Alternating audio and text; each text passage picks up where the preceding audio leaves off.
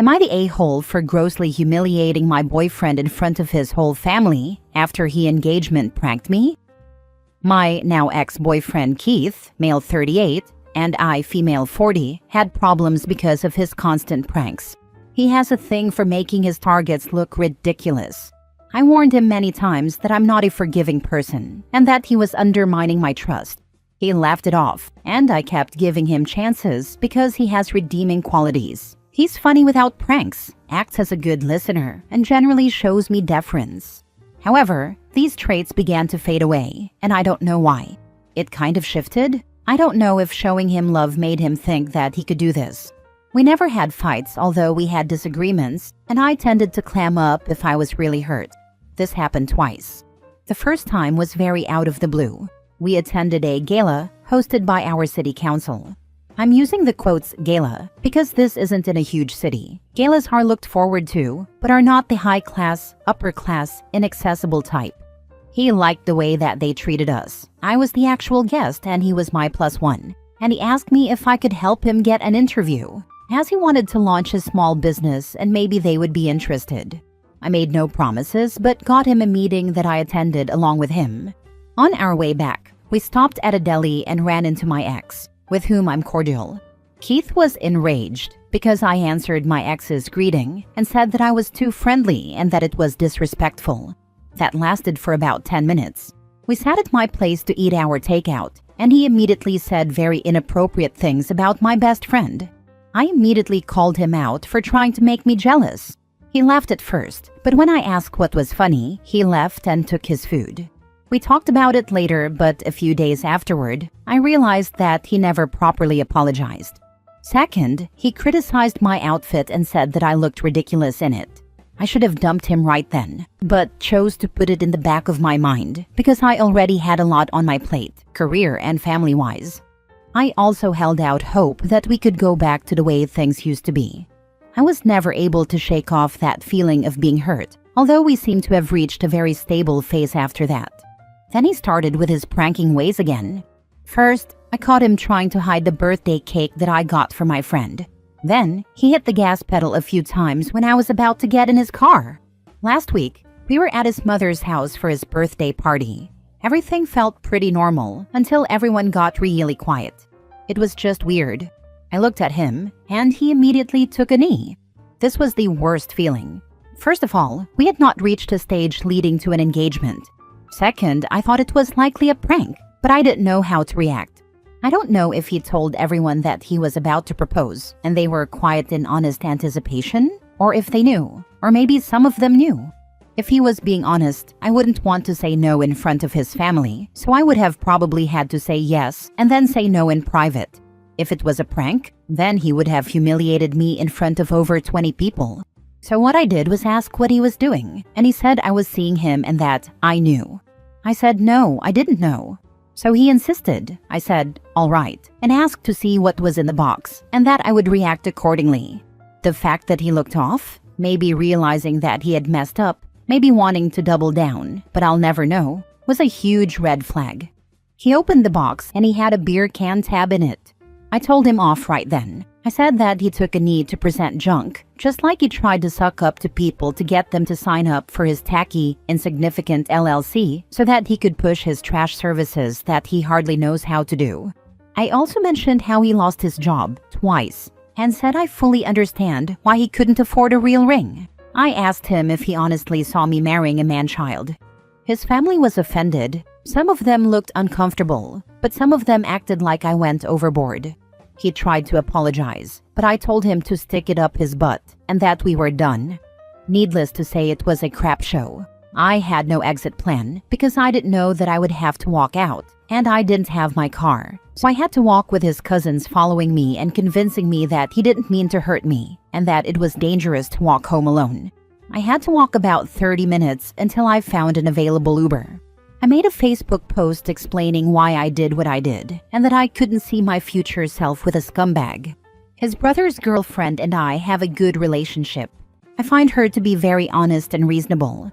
She reached out to check how I was doing and to let me know that neither she nor her boyfriend had anything to do with it and that I was right to be mad. But she also said that while she has never gotten along with Keith, this is true, ousting him as a workforce failure in front of his family was too much, and that his family was thrown off. I asked what she thought I should do since I'm not going to do anything to make him feel better, and that's that. And if he ever tries to contact me, I will make sure things get even more painful, if that's even how he feels. To be honest, I'm embarrassed. I stood up for myself, but I guess I went overboard, and maybe I should have just turned around and walked away. Was I extra for this? Now for the top comments. Why do you feel embarrassed? He wanted to embarrass you in front of his whole family.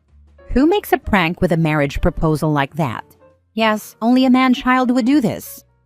Seriously, all you did was tell the truth about him.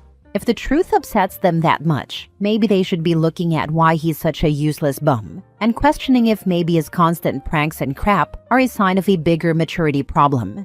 A 38-year-old man baby who doesn't understand that pranks are only pranks if everyone laughs. Otherwise, it's bullying. Good riddance, I say.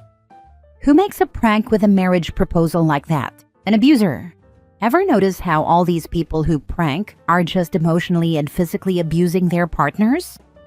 Not the a-hole. He seems like a guy who likes to draw attention to himself at the cost of others. I should congratulate you, really, for finally letting him taste some of his own medicine. Sounds like it was less of a proposal and more of a prank-posal. Sorry you had to go through that, but at least you got a good story out of it. Also, don't worry about what others think. You were completely justified in calling him out on his immature behavior. Breaking up with him was long overdue. Next story. Am I the a-hole for having my mother yell at me for having intercourse with my girlfriend in my own apartment when we're both 26 years of age? So, I, 26 male, live with my girlfriend, 26 female, in an apartment that I pay for. We've been together for 3 years, and our relationship is great.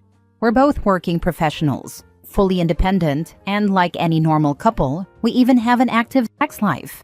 Enter my mother, 54 female. She's always been a little overbearing, but since I moved out when I started dating my girlfriend, I thought things had gotten better. Apparently, I was wrong. Last weekend, my mom came over to drop off some homemade food, which was nice, I'll give her that. I had told her she could stop by after 4 p.m. since my girlfriend and I were having a lazy morning. But of course she decided to show up 2 hours early with her spare key, which she has for emergencies. Well, my girlfriend and I were in the bedroom, clearly busy, when we heard my mother banging on the bedroom door. She was shouting my name and saying things like, "I know what you're doing in there," and "have some respect." I scrambled to throw on some clothes, went out, and asked her what the heck she was doing here unannounced. She started yelling at me about how it was disgusting and inappropriate to be doing that while guests are over. I reminded her that 1. This is my apartment. 2. She wasn't supposed to be here yet. 3. We're 2 consenting adults. She was having none of it. She called me disrespectful, said I had no manners, and even told my girlfriend that she should be ashamed, which WTF. My girlfriend just walked out of the room, grabbed her keys and left, because she wasn't dealing with that nonsense. I ended up arguing with my mom for 10 more minutes, before telling her to leave and return the spare key. She refused at first, but I stood my ground until she finally handed it over. She left in a huff and later texted me, saying she was deeply disappointed in how I spoke to her. Now my dad and sister are both telling me I was too harsh and that I shouldn't have put her in that situation. I argued that she put herself in that situation by showing up unannounced and barging into my home. Have some respect. LMAO, the hypocrisy, not the a-hole. UOP can reply that since your mother disrespected your home, your space, and your girlfriend, you expect an apology from her. You are an adult, an independent one, yet she treats you like a 10-year-old. Stand your ground now, otherwise she will waltz all over you and your girlfriend. Exactly. If she wants to talk about respect, it goes both ways. She disrespected your space, your relationship, and your boundaries. If anything, she owes you an apology, not the other way around. Stand firm now, or she'll keep pushing limits in the future. Not the a-hole. You gave your mother a set time to visit, and she disregarded it. Besides, what you do in your own house is none of her business. Seriously, I've had spare keys to friends' houses for emergencies, or because they tended to be forgetful with their keys and I didn't mind being a backup storage for emergency keys. I've shown up early before because I knew or thought they were just hanging out beforehand. You knock or ring the bell, or these days, text as well. It would never even occur to me to use the key to let myself in, unless it was like an hour after our meeting time, their car was there, lights were on, etc. Essentially worrying that they'd had a medical event or something crazy.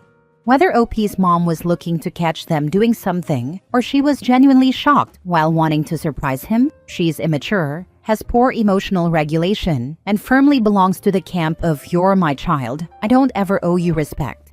The rest of OP's family is either getting a false story, or just plainly wants to give in to keep the peace with what is clearly a deeply annoying woman. I bet they don't want to deal with her tantrums, and are trying to get OP to apologize so they don't have to be around her in that kind of mood.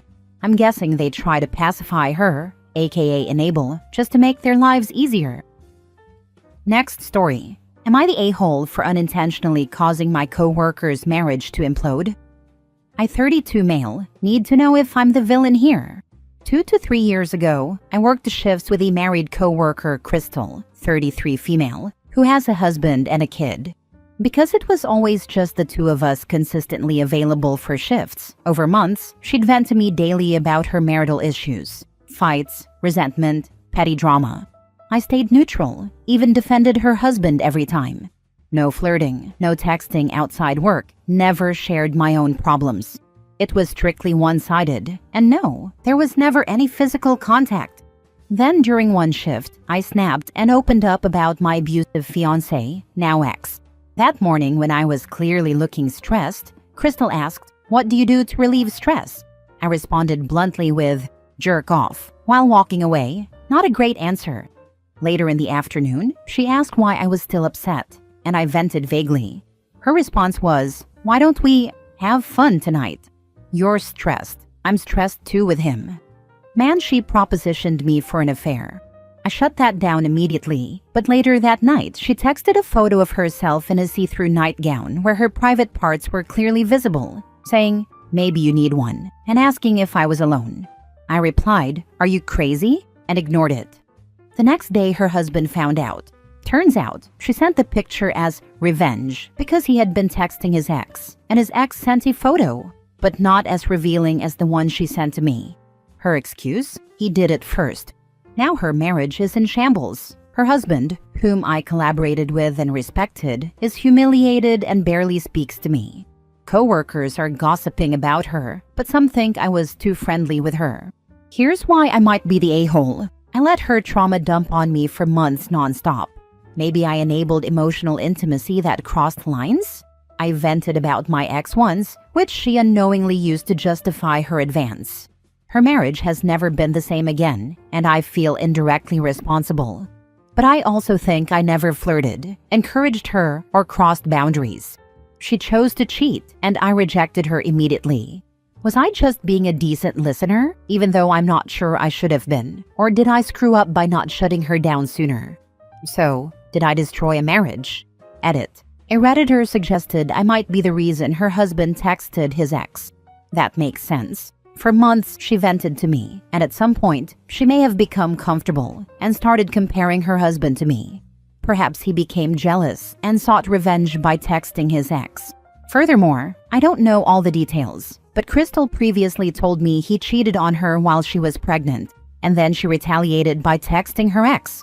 Her ex then sent nostalgic photos of them in bed. God, it's like an endless cycle of revenge cheating. Now for the top comments. You can't be blamed for her actions. Not the a-hole. While true, be careful about talking with a coworker about jerking off. That could easily lead to trouble. I never intended to tease. I genuinely do that whenever I'm stressed. And when I'm stressed, I get pretty blunt. I never thought she would take it so far. Her decisions are on her. You were just an outlet, not a culprit. And you clearly shut down any attempts at intimacy. Nah, her marriage was already down the hopper. First rule of Fight Club, don't talk about your marital issues to your coworker. Tyler Durden probably. But seriously, you may have unknowingly enabled her to cross boundaries, but ultimately, it was her choice to cheat. Don't beat yourself up too much. Just make sure to learn from this situation. I mean, I am friends/friendly with a lot of my colleagues. We talk about our relationship. Romantic, friendly, familial issues often, but amazingly enough, we have never propositioned each other afterward. Last story. Am I the a-hole? My boyfriend goes on walks for 5 to 7 hours and doesn't communicate where he is. Me, 36 female, and my boyfriend, 37 male, have been together for 5 years. He has extreme anxiety and panic attacks and will take long walks to calm down, which I am supportive of. On numerous occasions, these walks have turned into other adventures, and he doesn't update me.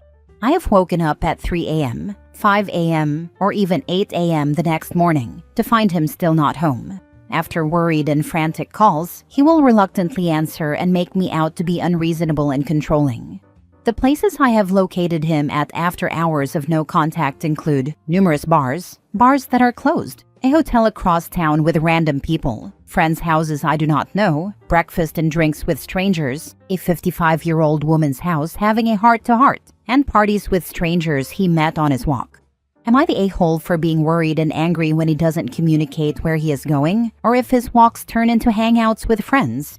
I think it's extremely disrespectful, but he says I'm being controlling. My ex-husband did this exact same thing. He'd blame his mental health for needing to go on a walk and clear his head at the most random times, day, afternoon, evening, middle of the night, gone for hours. Wouldn't answer the phone, tell me where he was, or where he'd been. He was having an affair. You beat me to it. My ex-wife would do the same thing, claim she was having a panic attack, needed to clear her head, needed to calm down, needed to go on a drive, etc., and would disappear for hours at a time. Sure enough, she was living a full-blown second life with a girlfriend. Being gone for hours at a time like this is a huge red flag. Good Lord, you sweet summer child. Your boyfriend is stepping out on you for many and apparently varied adventures, none of which you should be putting up with. Having a heart-to-heart with some random woman, they were putting body parts together, but it was not their hearts. If you stay with him even one more day, you're the a-hole. People can't honestly be this clueless, can they? OP all but has to read what she wrote. Not the a-hole. These supposed walks ending in unlikely to actually be random places are not about him preventing panic attacks. There's a lot more deception going on than you think, and his defensiveness and comments about your perfectly reasonable, normal questions/worries being too controlling are another tip-off. Affairs, addiction, does it matter? Because bottom line, he's not being honest and is gaslighting you. Red flags. He's not acting like a healthy partner at all, and he doesn't seem like he even cares to be one. Your instincts are sounding alarms. You already know this is not in your head. Yeah, the panic attacks are a red herring. There is no medically accepted treatment for anxiety that involves the person doing absolutely whatever they want whenever they want, with zero questions or consequences. Now for the mini update. Thanks for your replies, everyone. I have been suspecting for a while that he either needs psychiatric care or has an alcohol addiction, or both. He hasn't been listening to me, and I needed the help of a bunch of strangers on the internet to feel confident in addressing his need for mental health care. I wanted to have this written thread as a backup, to show him that I'm not being unreasonable and that this is a big issue.